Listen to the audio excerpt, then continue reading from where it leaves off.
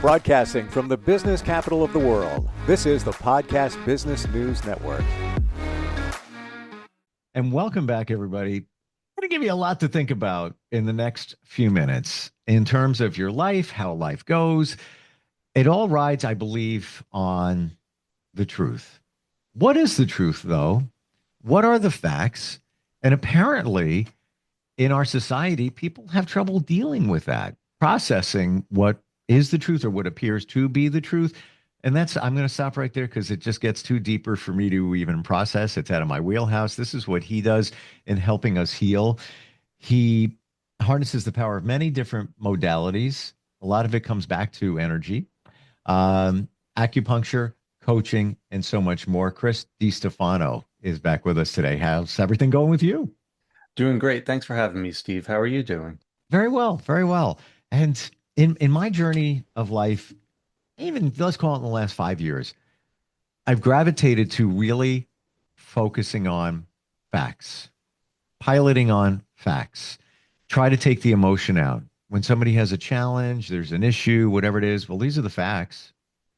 I don't know if that's the right thing. It feels right for me. What are your thoughts overall on that statement or those statements?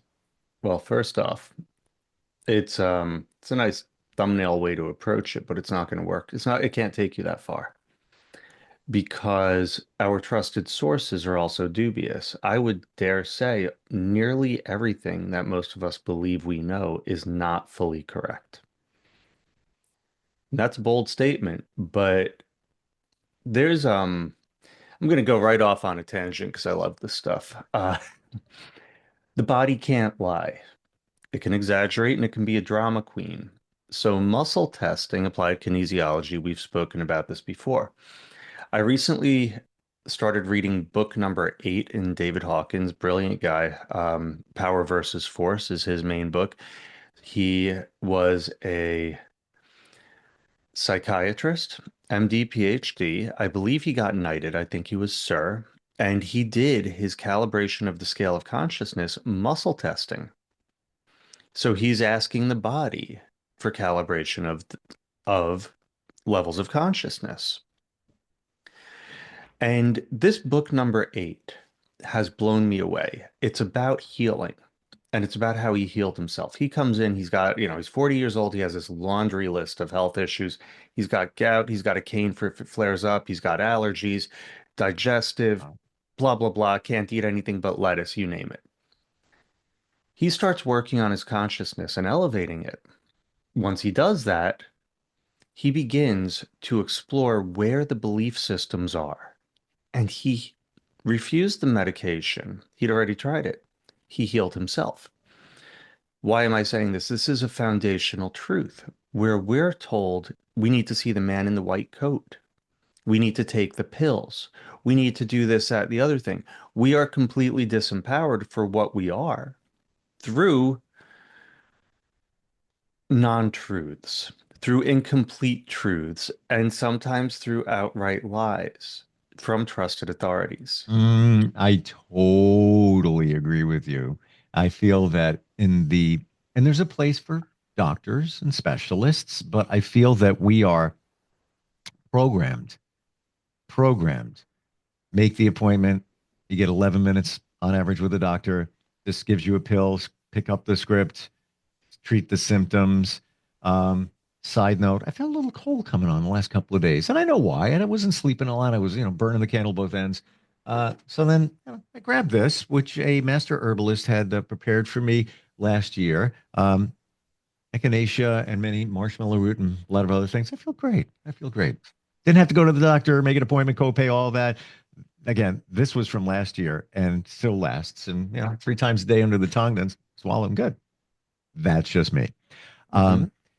The gentleman that you talked about, Yes. all the health issues. Mhm. This is not a blanket statement or question, but for the most part, did he do it to himself? The answer is 100% he did it to himself because he found the cure. through going inside. He found the cure. And when I say vibration in terms of consciousness, if we had the scale in front of us, I would show you on there. But you take your lowest, and it's a logarithmic scale. Lowest vibrations, fear, apathy, shame. Those are so self-destructive. Our energy is pointed inward. Interestingly enough, and this is Hmm. another tangent, those are very low frequency, so it's going to hit a peak. Um, it'll be, let's say, 100 cycles a second versus joy, which would be 1,000 cycles a second. Time will go slower because we're actually calibrating slower in time. So that's why when we're feeling lousy, it goes forever. One of the reasons. But he was in those low states, and those low states, the energy is turned inward in a destructive cycle. And the destructive cycle, oddly enough, is there to save us. It's our body is saying, hey, you need to look at this. Yeah. You need to heal this. This belief is untrue. You are love. You are loved. You, one of the most powerful, this was Lester Levinson, completely different person, founder of Sedona Method. He was a businessman. He was successful, all this other stuff. He goes in, and this is in the 1940s, goes into the hospital. Doctor says, you're about to die. Your heart's going to give out. You are a train wreck. He goes home and gets ready to get his affairs in order. He spends a week just going through all the people in his life and begins forgiving them and himself at deeper and deeper and deeper and deeper levels. Wow. I didn't expect you to say that. And yes, forgiveness is important. Very, very, very important. For a moment there, I thought you said when I thought you were going to say when he started going through the people in his life, started eliminating them for the stress that they Forgave. provide. Forgave. Okay. Because it Wow. brings us back to our true self. The lack of forgiveness is the implication of imperfection as well as harm to the soul. If we examine what we truly are, we are that which is beyond harm. It says it in every major scripture. What is at our core is perfection that's shining through a lens of our humanity, which is in the process of elevation. We learn, we grow through these experiences. Wow. Yeah. Always knew forgiveness was important. Um, didn't realize it to that degree, but it sounds like, Chris, like it's everything.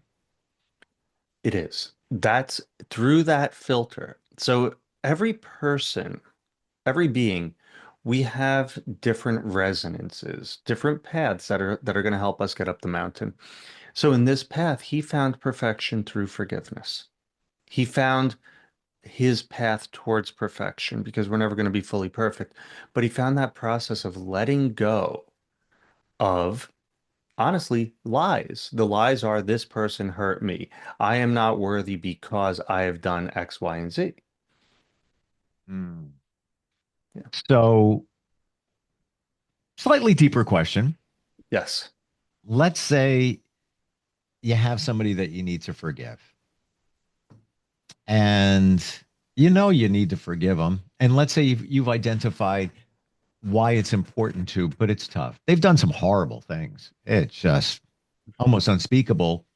And let's say you're working on it. Is it okay since you haven't forgiven 100%, but again you're working on it? If you take a an approach out of sight, out of mind, I'm just going to put them over here. I'm not going to marinate on what they did. I'm not going to think about it anymore. It's over there. I'm going to work on me, take care of my situation. Um, is that almost as effective as forgiving if they're off your radar or it's still in your subconscious? You're still thinking about it. One of the truths that's really hard for us to accept in this level of consciousness is paradox. Hmm. That's my non-answer. The truth is there are people in my life who've done that and actively and maliciously betrayed and, did everything, you name it. Yeah, yeah. Um, and the question comes down, am I going to let them live rent free in my heart and in my head? Or do I accept that that's their path? And my level of forgiveness towards this is I see my growth from what they did. I see how important that person was in catalyzing, in forcing me to go deeper. And as a matter of fact, what you're saying is absolutely perfect. We can, one of the most toxic things any of us can do, because it comes down to authenticity, and we're dealing with increasing levels of refinement through the release process. Will frequently, and when I first learned about Lester, will fall into that trap of our parents saying, um, you upset Johnny up the road, go apologize. And we've come to associate forgiveness with falsehoods. You can't force yourself to forgive someone that you still hold on to. But yeah, you're right. We can thin that attachment. We can thin that burning anger. We can, at the very least, if we can't fully mend it, yeah, put that situation. It'll be there when we're ready. It'll come right into our life to release. And in the meantime, be patient with ourselves. We can't do everything at once. Impatience is one of my issues I work on. We can't do everything at once. Mm. And so you're absolutely right. And it will be there waiting when we're ready. That's comforting to know because let's say you can't deal with it right now, but you're putting it over here so it's not affecting you and you can heal. But I want to go back to something you said in terms of the lesson. What did you take? Somebody did something, the lesson you got from it. So now Yes. you turn it into a positive. Is it just as good to understand why they did it? Because in a situation, somebody did some things in my world really bad, just unspeakable. Just like what happened to this person? But going deeper into it, I realized and realize what they're dealing with inside their connection with a parent, those things. And it's very clear. If I gave you all the pieces, you'd be like, whoa, textbook, man. Like, wow, all right, now this makes sense. So for me, not that I condone, but I empathize and I see why that happened. It's horrible what you did in my mind, but I see why you did it. Is that part of the forgiveness That's one uh, technique. journey? Okay. It's one technique. Um, that's allowing the rational mind to be more comfortable. And It's I'm not giving, conceding, by the way. It's not like, no well, one's I see asking why you you to. did. No, but I understand. That's the word. I understand. And I leave it at that. Again, that's allowing the rational mind. It's Is that a giving bad is that a bad thing? no, it's one technique. Okay. It won't work for everyone. It will work. At first, it won't work for everyone that you're trying to forgive all the time. For sure. And it won't work for the person doing the forgiving all the time. Some people act beyond reason. And in that case, it has to just be accepted that that was something that had to come into our lives, an area that we had to just grow. That person may have intended it towards us or may not have, may have had malice, may not have. And frequently, we can easily give a generalization. They're coming from a place of fear, scarcity, limit, and looking for security or looking for somehow bringing justice into a system in their warped perspective, their funhouse mirror of interacting with the world. They're trying to Mm. even the scales in there, or they're acting out a pattern that they had picked up over the course of their life. There's a million different ways to, but at a certain point, there's also when is a person ready to become more than their patterns? When is a person ready to grow through and become aware of what they're actually doing? When is a person, and I can't project or push that onto someone else. I can only, you know, at a certain level, human to human, hope that they begin because that will help their suffering. The gentleman you mentioned with all the health issues, I Yes. didn't mean it in a negative way, like he brought it on himself, but in my journey, that's what I see. I did it to myself too in terms of stress, made myself sick. So that's where I was going with that. And now that Yeah. I've identified that in my world, now I don't let anything bother me. Just let it roll off, as much as possible. Sometimes it's a little like that annoyed, but the threshold is different for that. And the time is different. Whereby back in the day, this would bother me for, days. Now it's like, all right, throw it over there. It's not, it doesn't support, not like I sweep it under the rug, but it just doesn't support to worry about certain things because it can, in terms of your health, bring you down. So that's why I wondered about him. Yeah, you want me to throw some gasoline on a fire? Go right ahead. Good. Another way to spot lies. This is pervasive in our society right now, and I'm going back. Smith-Mund repealed the restrictions during Obama. Congress did it. It was hidden in a bill. Blah blah blah. Explain what So that is just for Smith Mund, because you mentioned it a couple of weeks yes, ago. We riffed on that, but just for anybody that doesn't isn't aware of this. in 1947, the State Department was given the authority to propagandize overseas. It was prohibited from domestic propaganda. During Hmm. Obama's administration, Congress, in their infinite kindness and wisdom, removed the domestic restrictions. Since then, we've seen Americans going more and more at each other's throat because weakening us strengthens them being the people in power. We can argue good, bad. The actual justification for it is if even one non-American is listening, then we're accomplishing our goal. It's absolutely insane.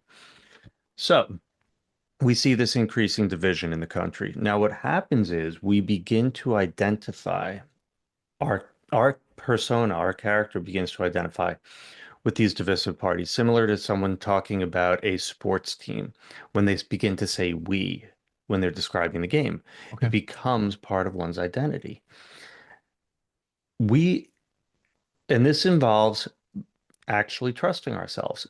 If you find yourself at the mention of certain names, and this is either side of the spectrum, if your blood pressure starts spiking, if you begin to have a physical reaction, that's an immune system in your body and your consciousness. Underneath that, there's generally an untruth that you're afraid to connect to that you're identifying with.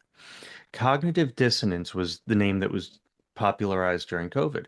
Literally, that's how we know we're harboring untruths. Both sides are doing it, and they're doing it a lot. And I see this in people becoming extremely reactive with any facts being presented, including I was speaking with someone the other day presenting the Smith-Mund Act, which I believe is a neutral because Americans as people, we deserve to not be propagandized by our government. We deserve to be spoken to in an honest way and not in a way that's going to just be pushing a false narrative. Hmm. Oh, and Is emotions. uh, I meant to touch this. This is super important. Emotions can easily distort, and they're a heavily used propaganda technique, but emotions are also very powerful in pushing energy and true emotions, and these are ones from the heart, these are more the whispers, are extremely powerful guidance. Everything comes down to discernment. So emotions are a double-edged sword, definitely paradox. is it impactful to be aware of your emotions in a situation? For example,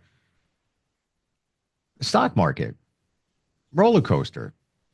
I'm at the point where I don't even think about it anymore because I can't control it. I only try to control the things in my power Yes. if it's necessary. So, while friends are like, I haven't logged in. I'm not doing it. I'm not going to look. What's it going to do? It's going to be an added stress. It's going to be emotion kicking in. Why do it to yourself? That's my personal feeling. I can't really, unless you're going to consult with an advisor because you're going to make some tweaks because you feel you need to. That's different. Um, and that's just a broad example. But is it important to keep your emotion in check for the best outcome? So stock market I'll use as an example. We have let's say Bill Ackman or other Warren Buffett, who operates from a place of data, operates from a place, and that's why, well, then I'll use an example of someone who you hear a lot of emotion, Jim Cramer. And we know about his accuracy, it's kind of legendary. And there's a reality transurfing, brilliant book, pretty high level. has something called excess importance. So once we start to have those loud emotions, we start pushing things away from ourselves that we actually believe we desire because we create too much importance. We put too much weight. We've all done that in life. Oh my God, if this doesn't happen, I'm going to, or if she doesn't say yes, and we put that much importance and we push it away when our being is contingent upon an outcome because that's not realistic. It's not easy. Like it, is this something you help support people with when it comes to navigating the emotion, the things that can take you down in terms of your health? This is, in a lot of respects, what I do in every single session. Okay. Um, to varying degrees. One of the most foundational lies that we've been told, and I've discussed this a little bit with you, is that we are, this 3D material world having primacy over consciousness is that's a foundational lie. That would be considered original sin if we go to biblical, because it's putting the objects above that which has created them, above the creative force. So what I want to help people do is realize that they are not disempowered, that they are part of this world. And there's whatever level a person can receive it at. I've actually become recently completely enamored with the 23rd Psalm because the 23rd Psalm has an extremely similar message in almost every religion because that is the core of our connection with creation. That's the one, the Lord is my shepherd, I shall not want, because there's always the abundance, there's always the protection, there's always the love. And sometimes we start going down some crazy path and life will smack us back onto our proper path. Sometimes it nudges us and then we don't pay attention, then we get a little bit of a smack. Um, Hmm. but it comes down to connecting to who we are. And I'd say my biggest job is allowing people to let go of the lies that they identify as and the untruths and the limiting beliefs that they've held perhaps for their whole life. And that allows them to connect to their power, their truth, their source. And that facilitates the opening of the heart, which gives the connection to the world and to those around us in an authentic way, not in that forced, uncomfortable, pushy, self-serving way. Isn't it interesting that we started talking about facts and truth? And when we talk about those limiting beliefs, et cetera, we perceive that to be fact, but it really isn't. and that's where some of the challenge in lies. How do we find you, Chris? It's level 3 coaching, 3 spelled out .org? I can't .org remember. Okay, gotcha. Um, and this is scarsdalehealth.com. So that's my two different worlds. Yep. But everything we're talking about here is game changing, life changing once you figure out, I guess, the fact and the lies. And the part of the lies, you're telling yourself lies every single day. Some of us every moment of every single day. And I'm sure that gentleman that had those health issues is probably doing the same thing in many, many regards. That's the beauty of his books. He really, and synchronicity. I go in, anyway, I was talking to someone about it. I come back out. Yes, he healed himself of everything over the course of 2 years. And this is what makes his story so powerful. Walk the walk. It works. And step Yeah. into your power. Chris, thank you so much for being here today. Really appreciate it. I know we get deep here, but this is fundamental. Once you kind of sift through the weeds as we try to do and show everybody, this is what changes life. This is the transformation. Um, Not about politics, not about religion. It's about the truth and the lies that we tell ourselves. Looking forward next time we get together. Absolutely, Steve. Thank you. Thank you. We'll be right back.